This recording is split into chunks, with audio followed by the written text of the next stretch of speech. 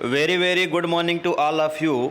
आज की क्लास में हम लोग कंफर्म करेंगे टी.एस. एलियट का एक बहुत ही फेमस वर्क है, एक बहुत ही फेमस पोएम है जिसका नेम है दी हॉलो मैन। जो ये पोएम दी हॉलो मैन है वो एग्ज़ाम के पॉइंट ऑफ व्यू से बहुत ही ज़्यादा इम्पॉर्टेंट है। आज की क्लास में हम लोग इस पोएम का इन डेप्थ एनालिसिस करेंगे।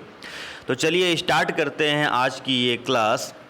सबसे पहले हम डिस्कस करते हैं कि टी.एस. एलियट ने अपनी इस पोएम दी हॉलो मैन की जो टाइटल है उसको कैसे बनाया है। तो इस पोएम की टाइटल टी.एस. एलियट ने दो राइटर के वर्क से बनाया है। चलिए हम लोग कंफर्म करते हैं इसको। तो इस वर्क की जो टाइटल है उसको टी.एस. एलियट ने, विलियम मॉरिस का एक वर्क है जिसका नेम है दी हॉलो लैंड, और रुडयार्ड किपलिंग का एक वर्क है जिसका नेम है दी ब्रोकन मैन। अब जो ये दो वर्क पढ़ते हैं, विलियम मॉरिस का वर्क दी हॉलो लैंड और रुडयार्ड किपलिंग का जो वर्क है दी ब्रोकन मैन, इन दोनों वर्क की जो टाइटल है वहाँ से टी.एस. एलियट ने अपनी इस पोएम दी हॉलो मैन की टाइटल को बनाया है। जो ये विलियम मॉरिस का वर्क दी हॉलो लैंड है, यहाँ से टी.एस. एलियट ने दी हॉलो को लिया है, और रुडयार्ड किपलिंग की जो ये वर्क है दी ब्रोकन मैन, यहाँ से टी.एस. एलियट ने मैन को लिया है। और इस तरीके से टी.एस. एलियट ने अपनी इस पोएम का टाइटल दिया है दी हॉलो। तो आप लोग बहुत अच्छे से कंफर्म रखिएगा कि टी.एस. एलियट की जो पोएम दी हॉलो मैन है, इसकी टाइटल को टी.एस. एलियट ने दो राइटर के अलग अलग वर्क से बनाया है। विलियम मॉरिस का वर्क दी हॉलो लैंड से टी.एस. एलियट ने दी हॉलो वर्ड लिया है, और रुडयार्ड किपलिंग का जो वर्क है दी ब्रोकन मैन, यहाँ से टी.एस. एलियट ने मैन वर्ड लिया है, और फिर टी.एस. एलियट ने अपनी इस पोएम की टाइटल को बनाया है दी हॉलो मैन। जो ये पोएम है वो टोटल 5 सेक्शंस में है, ये भी पॉइंट आप लोग कंफर्म रखिएगा। जो ये पोएम है वो शो करती है, वो दिखलाती है the effect of world war first. जो फर्स्ट वर्ल्ड वार हुआ है उसका इफ़ेक्ट क्या है, उसका प्रभाव क्या है यूरोपियन कल्चर पर, उसको ये जो पोएम है वो शो कर रही है। मीन्स होता क्या है कि जो वर्ल्ड वार फर्स्ट होता है, वर्ल्ड वार फर्स्ट के बाद में जो यूरोपियन कल्चर है, यूरोपियन ट्रेडिशन है, यूरोप के ह्यूमन बीइंग हैं, उनकी जो एक्टिविटीज़ हैं, उनका जो मेंटल स्टेट है, उनकी जो लेथार्जिक एक्टिविटीज़ हैं, उनकी जो निष्क्रियता है, उन सारे पॉइंट्स पर ये वर्क जो टी.एस. एलियट का है दी हॉलो मैन वो प्रकाश डाल रहा है, वो हाईलाइटेड कर रहा है। नेक्स्ट पॉइंट की तरफ हम लोग बढ़ते हैं। जो ये पोएम है वो शो करती है टी.एस. एलियट के जो आइडियाज़ हैं, टी.एस. एलियट के जो थॉट्स हैं, राइटर के जो विचार हैं on the subject of human nature. Human nature क्या होता है, ह्यूमन साइकी क्या होता है, उस पर टी.एस. एलियट के जो कुछ भी विचार हैं, इसके साथ ही साथ इस वर्ल्ड का रिलेशनशिप जो है वो दूसरे वर्ल्ड के साथ में, मतलब दी वर्ल्ड ऑफ डेथ और एटर्निटी के साथ में क्या है, उस पर जो टी.एस. एलियट के आइडियाज़ हैं, थॉट्स हैं, उसको भी जो ये वर्क है वो शो करता है। मतलब टी.एस. एलियट के जो आइडियाज़ हैं, टी.एस. एलियट के जो विचार हैं, टी.एस. एलियट का जो मानना है ह्यूमन नेचर को लेकर के, ह्यूमन साइकी को लेकर के, और इस वर्ल्ड का उस वर्ल्ड के साथ में क्या रिलेशन है, मतलब जो ये वर्ल्ड है उसका जो दी वर्ल्ड ऑफ डेथ है, दी वर्ल्ड ऑफ एटर्निटी है, उसके बीच में क्या रिलेशन है, उस पर जो टी.एस. एलियट की आइडियाज़ हैं, टी.एस. एलियट के थॉट्स हैं, उसको भी ये वर्क हाईलाइट करता है।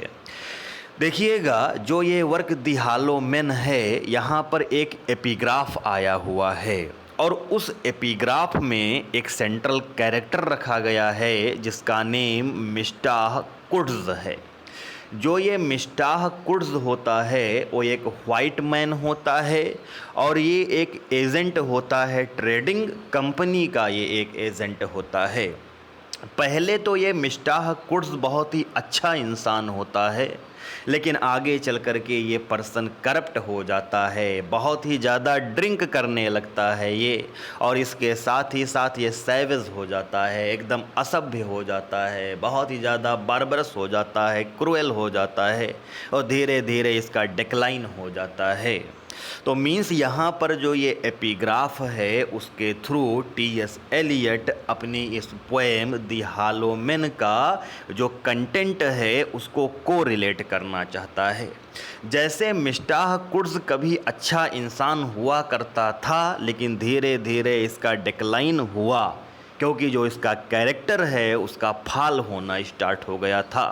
सेम इसी तरीके से यूरोप के जो पर्सन हैं, यूरोप के जो पीपल हैं, वो पहले कभी अच्छे हुआ करते, उनका पहले कभी अच्छा हुआ करता, लेकिन वर्ल्ड वार के बाद में उनकी जो साइकी है, उनका जो मेंटल स्टेट है वो चेंज हो गया है और वो धीरे धीरे डिक्लाइन की तरफ बढ़ रहे हैं। जो ये पोएम है, यहाँ की जो टाइटल है द हॉलो मैन, जो ये टाइटल है, हॉलो मैन का मतलब सिंपली होता है एम्प्टी मैन होता है, मतलब ऐसे पर्सन जिनका कोई एम लाइफ में नहीं है, ऐसे पर्सन जो एमलेस हैं, जिनका कोई उद्देश्य नहीं है, ऐसे पर्सन जो ड्रीम तो देखते हैं लेकिन वो अपने ड्रीम को रियलिटी में चेंज, रियलिटी में कन्वर्ट नहीं कर पाते हैं। ऐसे पर्सन जो हैं उनकी वॉइस जो है, उनकी आवाज़ जो है उसमें अब एनर्जी नहीं रह गई है, उनकी आवाज़ जो है अब वो सूखी लग रही है उनकी आवाज़। तो ऐसे पर्सन जो एमलेस पर्सन होते हैं, जो ड्रीम तो देखते हैं लेकिन उसको रियलिटी में चेंज नहीं कर पाते हैं, ऐसे पर्सन जो होते हैं वही हॉलो मैन हैं, वही एम्प्टी मैन हैं। अब यहाँ पर हम नेक्स्ट बहुत ही इम्पॉर्टेंट पॉइंट को डिस्कस कर रहे हैं इस पोएम द हॉलो मैन की। यहाँ पर एपिग्राफ आया हुआ है। एपिग्राफ क्या होता है इससे पहले भी मैं आप लोगों को बता चुका हूँ। एपिग्राफ जो होता है वो किसी दूसरे राइटर के वर्क की कुछ लाइनें होती हैं या कहीं दूसरी जगह का कोई रेफरेंस होता है, उसको ले करके जो राइटर होता है वो अपना वर्क स्टार्ट करता है। तो जो बारोइंग लाइंस होती हैं, जो दूसरे वर्क की दूसरी जगह का रेफरेंसेस होता है जिससे राइटर अपने वर्क की स्टार्टिंग कर रहा होता है, उन लाइंस को हम एपिग्राफ कहते हैं। तो जो ये पोएम द हॉलो मैन है, यहाँ पर 2 एपिग्राफ्स आए हुए हैं। सबसे पहले हम फर्स्ट एपिग्राफ डिस्कस करते हैं। फर्स्ट एपिग्राफ जो है, एपिग्राफ की जो लाइन है वो लाइन है मिस्टाह कुड्स ही डेड। ये एपिग्राफ की लाइन है, फर्स्ट एपिग्राफ की लाइन है इस पोएम में। अब जो ये एपिग्राफ की लाइन है मिस्टाह कुड्स ही डेड, ये मिस्टाह कुड्स कौन है ये तो मैंने अभी आप लोगों को मेंशन कर दिया है, समझा भी दिया है। लेकिन जो ये मिस्टाह कुड्स ही डेड ये जो लाइन है, जो ये एपिग्राफ है, ये कहाँ से लिया है टी.एस. एलियट ने? तो जोसेफ कॉनरेड एक बहुत ही फेमस नॉवेलिस्ट है, उसका एक बहुत ही फेमस नावल है हार्ट ऑफ डार्कनेस, वहाँ से इस लाइन को मिस्टाह कुड्स ही डेड लिया है टी.एस. एलियट ने एपिग्राफ के तौर पर अपनी इस पोएम द हॉलो मैन में। इसका जो सेकंड ले रहे हैं, सेकंड एपिग्राफ है a penny for the old guy. ठीक, अब ये जो एपिग्राफ है वो कहाँ से लिया गया है वो मैं आपको बता रहा हूँ। देखिएगा होता क्या है, इंग्लैंड की हिस्ट्री का एक इंसिडेंट है। होता क्या है, एक पर्सन होता है जिसका नेम गाई फॉकेस होता है। जो ये पर्सन होता है इसने किंग जेम्स फर्स्ट का मर्डर करने का प्लान बनाया था। इसके लिए गाई फॉकेस ने कुछ गन पाउडर लिया था और उस गन पाउडर को पार्लियामेंट में प्लेस किया था, वहाँ पर रखा था जेम्स फर्स्ट को, किंग जेम्स फर्स्ट को मारने के लिए। लेकिन इसका प्लान एग्जीक्यूट हो पाता उससे पहले ही गाई फॉकेस को पकड़ लिया गया था। तो फिर क्या होता है, इंग्लैंड में गाई फॉकेस डे नाम से एक सेलिब्रेशन किया जाता है जिसमें जो बच्चे होते हैं वो डोनेशन मांगते हैं, वो चंदा मांगते हैं आपस में और वो कहते हैं आ penny for the old guy. वहाँ पर वो चंदा मांगते हैं, डोनेशन मांगते हैं। उसके बाद में पुतला बनाते हैं, गाई फॉकस का पुतला बनाते हैं। उस पुतले को वो लोग जलाते हैं, उस पर विस्फोट करते हैं। तो ये वहाँ का रेफरेंस है a penny for the old guy. तो आप लोग लर्न रखिएगा कि 2 references to epigraph T S. Eliot ने लिया है अपनी इस पोएम को स्टार्ट करने के लिए। फर्स्ट एपिग्राफ जो है वो जोसेफ कॉनरेड की जो नॉवेल है हार्ट ऑफ डार्कनेस, वहाँ से लिया गया है। सेकंड एपिग्राफ जो है वो a penny for the old guy है। तो इसको आप लोग कंफर्म रखिएगा बहुत अच्छे तरीके से। अब यहाँ पर कुछ इम्पॉर्टेंट लाइंस हैं इस पोएम की जो कि बहुत ही ज़्यादा इम्पॉर्टेंट हैं। आप लोग बहुत अच्छे से कंफर्म कर लीजिएगा, एग्ज़ाम के पॉइंट ऑफ व्यू से ये लाइंस इम्पॉर्टेंट हैं। चलिए हम लाइंस को अच्छे तरीके से समझते हैं इस वर्क में। टी.एस. एलियट यहाँ पर कह रहा है कि this is the dead land. T S. Eliot कहता है कि जो ये लैंड है वो हॉलो मैन की लैंड है। यहाँ पर तो एम्प्टी पीपल रहते हैं, यहाँ पर तो एमलेस पीपल रहते हैं, यहाँ पर तो ऐसे लोग रहते हैं जिनकी लाइफ में कोई उद्देश्य है ही नहीं।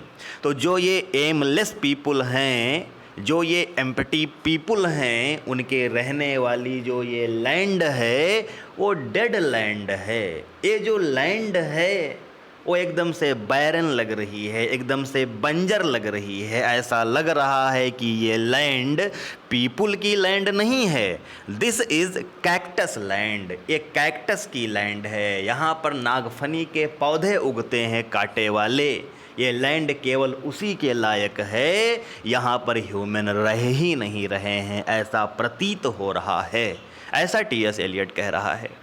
टी.एस. एलियट कहता है कि हेयर मतलब यहाँ पर द स्टोन इमेजेस, जो पत्थर की मूर्तियाँ होती हैं, जो पत्थर की स्टैचूज़ होते हैं, आर रेज्ड, उनको उठाया जाता है, उनको बनाया जाता है। हेयर दे रिसीव, और यहाँ पर पत्थर की जो मूर्तियाँ होती हैं वो रिसीव करती हैं द सप्लीकेशन। सप्लीकेशन का मतलब प्रेयर, मतलब प्रार्थना, मतलब रिक्वेस्ट, मतलब मांगना ऑफ डेड मैन्स हैंड। अब यहाँ पर डेड मैन जो हैं वो हॉलो मैन हैं। डेड मैन कौन है यहाँ पर? हॉलो मैन हैं। ठीक, हॉलो मैन जो हैं उनके हैंड्स जो हैं, उनके हाथ जो हैं वो प्रार्थना के लिए उठते हैं, वो विनती के लिए उठते हैं। किसके सामने उठते हैं? पत्थर की मूर्तियों के सामने उठते हैं। और इस तरीके से ये लैंड जो है वो डेड लैंड है, एम्प्टी मैन की लैंड है। ऐसे लोग जो कुछ करना नहीं चाहते हैं, केवल प्रार्थनाओं के द्वारा अपना काम सिद्ध कर लेना चाहते हैं, जो एकदम से लेथार्जिक हैं, जिनका कोई उद्देश्य नहीं है, ऐसे लोगों की ये लैंड है। ये लैंड जो है वो कैक्टस की लैंड है। इस लैंड पर पत्थर की मूर्तियाँ बनाई जाती हैं और यहाँ पर पत्थर की मूर्तियाँ रिसीव करती हैं, सप्लीकेशन को रिसीव करती हैं, प्रार्थनाओं को रिसीव करती हैं। ऐसी प्रार्थनाएं जो हॉलो मैन के हाथों से उठती हैं। और ये प्रार्थनाएं कहाँ पर होती हैं? Under the twinkle of a fading star. जो ये आकाश है, आकाश में जो तारे हैं जो फेड हो रहे हैं, जो मुरझा रहे हैं, उस आकाश के नीचे ये प्रार्थनाएं की जाती हैं। तो ऐसी लैंड जो है वो डेड लैंड है, वो लैंड कैक्टस की लैंड है। यहाँ पर फेडिंग स्टार का मतलब है कि जिस तरीके से आकाश में तारा फेड हो रहा है, उसी तरीके से हॉलो मैन की जो होप हैं, उनकी जो आशाएं हैं, वो भी फेड हो रही हैं। लेकिन फिर भी वो अपने हाथों को पत्थर की मूर्तियों के सामने उठा रहे हैं, प्रार्थनाएं कर रहे हैं, रिक्वेस्ट कर रहे हैं, मांग रहे हैं, लेकिन वो कुछ करना नहीं चाहते हैं। उनके लाइफ में कोई उद्देश्य नहीं है। तो ये लैंड जो है वो ऐसे लोगों की लैंड है। नेक्स्ट लाइन की तरफ हम लोग बढ़ते हैं। बहुत ही अच्छा स्टेंजा टी.एस. एलियट ने यहाँ पर रखा है। बहुत ही अच्छी, बहुत ही ब्यूटीफुल लाइन्स यहाँ पर हैं। टी.एस. एलियट यहाँ पर कहता है कि between the idea and the reality, between the emotion and the act falls the shadow। बहुत ही अच्छी लाइन यहाँ पर टी.एस. एलियट ने रखा है। सबसे पहले आप लोग समझ लीजिए यहाँ पर शैडो का मतलब क्या है। यहाँ पर शैडो का मतलब है प्रॉब्लम, यहाँ पर शैडो का मतलब है बाधाएं, यहाँ पर शैडो का मतलब है ऐसी प्रॉब्लम, यहाँ पर शैडो का मतलब है ऐसी बाधाएं जिनको हमारे मेंटल स्टेट ने क्रिएट किया है, जिनको हमारी मानसिक स्थिति ने बनाया है। जो वो बाधाएं हैं वो उनको यहाँ पर शैडो बोला गया है। अब आप लोग समझिएगा, बहुत ही अच्छी लाइन टी.एस. एलियट ने यहाँ पर रखी हैं, बहुत ही अच्छी लाइन, आप लोग अच्छे से समझिएगा। टी.एस. एलियट कहता है कि between the idea and the reality, जो आइडियाज़ होते हैं, जो थॉट्स होते हैं, जो ड्रीम्स होते हैं, उनको रियलिटी में कन्वर्ट करना, उसके बीच में एक बाधा आ जाती है। हम डेड मैन, हम हालो मैन के सामने, हम लोग हालो मैन हैं। टी.एस. एलियट कहता है कि हम लोग हालो मैन हैं, हमारी लाइफ में उद्देश्य कहाँ है, हम तो हालो मैन हैं। टी.एस. एलियट कहता है कि हम हालो मैन के सामने आइडिया और रियलिटी के बीच में भी शैडो फॉल करता है। मतलब हम हालो मैन लोगों के बीच में, हम हालो मैन लोगों के सामने जो आइडिया और रियलिटी हैं उनके बीच में भी बाधाएं आती हैं। हमारे माइंड में आइडियाज़ तो बहुत आते हैं, हमारे माइंड में थॉट्स तो बहुत आते हैं, हम ड्रीम तो बहुत देखते हैं, लेकिन उनको हम रियलिटी में कन्वर्ट नहीं कर पाते हैं, क्योंकि हम हालो मैन लोगों के सामने आइडिया और रियलिटी के बीच में शैडो आ जाती है, बाधा आ जाती है। ऐसी बाधा जिसको हम लोगों ने खुद जन्म दिया है। फिर टी.एस. एलियट कहता है बिटवीन दी मोशन, हम मूव तो करते हैं, हम मोशन तो करते हैं, हम गति तो करते हैं, लेकिन जो एक्शन होता है, जो एक्ट होता है, उसके बीच में शैडो आ जाती है, उसके बीच में प्रॉब्लम, उसके बीच में बाधा आ जाती है। एलियट कहता है कि मोशन और एक्ट के भी बीच में शैडो है, आइडिया और रियलिटी के भी बीच में शैडो है। हमारे माइंड में आइडियाज़ तो आते हैं, लेकिन उनको हम रियलिटी में ला नहीं पाते हैं, क्योंकि शैडो मौजूद है, क्योंकि बाधाएं मौजूद हैं। सेम इसी तरीके से हम मोशन तो करते हैं, हम मूव तो करते हैं, हम गति तो करते हैं, लेकिन हमारा जो एक्शन होता है, उस एक्शन में और मोशन में, मतलब मूवमेंट में, हम कोरिलेशन नहीं बना पाते हैं, हम तारतम्यता सेट नहीं कर पाते हैं, और उसमें भी शैडो आ जाती है, उसमें भी बाधा आ जाती है। बहुत ही अच्छी लाइन टी.एस. एलियट ने यहाँ पर रखी है। हम लोग नेक्स्ट स्टेंजा की तरफ बढ़ते हैं। टी.एस. एलियट फिर कहता है कि between the idea and the reality, between the motion and the act falls the shadow. मतलब ये तो सेम लाइन है, यहाँ पर रिपीट हो गई है। हम लोग नेक्स्ट लाइन की तरफ बढ़ते हैं। नेक्स्ट लाइन है, टी.एस. एलियट यहाँ पर कहता है between the desire and the spasm. Spasm का मतलब यहाँ पर ऑर्गेज़म है। स्पैज़म का मतलब यहाँ पर क्या है? ऑर्गेज़म है। ऑर्गेज़म का मतलब फुलफिलमेंट होता है। टी.एस. एलियट कहता है कि डिज़ायर और स्पैज़म के बीच में भी शैडो मौजूद है, शैडो फॉल होता है।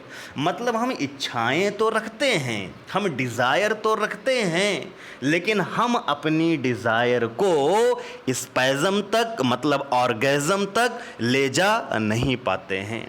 हम जो हालो मैन हैं, हम हालो मैन के सामने डिज़ायर और स्पैज़म के बीच में भी शैडो फॉल करता है। हम सोचते तो बहुत ज़्यादा हैं, हमारी इच्छाएं तो बहुत ज़्यादा होती हैं, हमारे अंदर डिज़ायर तो बहुत ज़्यादा होते हैं, लेकिन उन डिज़ायर का हम फुलफिलमेंट नहीं कर पाते हैं, उन डिज़ायर को हम ऑर्गेज़म तक नहीं पहुंचा पाते हैं, क्योंकि शैडो मौजूद है, क्योंकि बाधाएं मौजूद हैं। फिर टी.एस. एलियट बहुत ही अच्छी लाइन कहता है। टी.एस. एलियट कहता है कि between the potency and the existence. T S. Eliot कहता है कि पोटेंसी और एक्सिस्टेंस के बीच में भी शैडो फॉल कर जाती है। मतलब हमारे अंदर शक्ति तो बहुत ज़्यादा है, पोटेंसी तो हमारे अंदर बहुत ज़्यादा है, लेकिन उस पोटेंसी को हम एग्जिस्टेंस में नहीं ला पाते हैं, उस पोटेंसी का हम एग्जीक्यूशन नहीं कर पाते हैं, उस पोटेंसी को हम एग्जीक्यूट नहीं कर पाते हैं, उसको हम अस्तित्व में नहीं ला पाते हैं, क्योंकि वहाँ पर भी शैडो फॉल करती है हम लोगों के लिए। फिर टी.एस. एलियट कहता है between the essence and the descent fall the shadow. T S. Eliot कहता है कि जो इसेंस है, इसेंस का मतलब होता है चीज़ों का बहुत ज़्यादा महत्व, एंड द डिसेंट का मतलब होता है इवोल्यूशन। चीज़ों का जितना ज़्यादा महत्व है उसके हिसाब से उसका इवोल्यूशन कर ले जाना, उसका विकास कर ले जाना, ये भी हमसे नहीं होता है, क्योंकि वहाँ पर भी हम लोगों के सामने शैडो फॉल करती है, वहाँ पर भी हम लोगों के सामने शैडो फॉल करती है।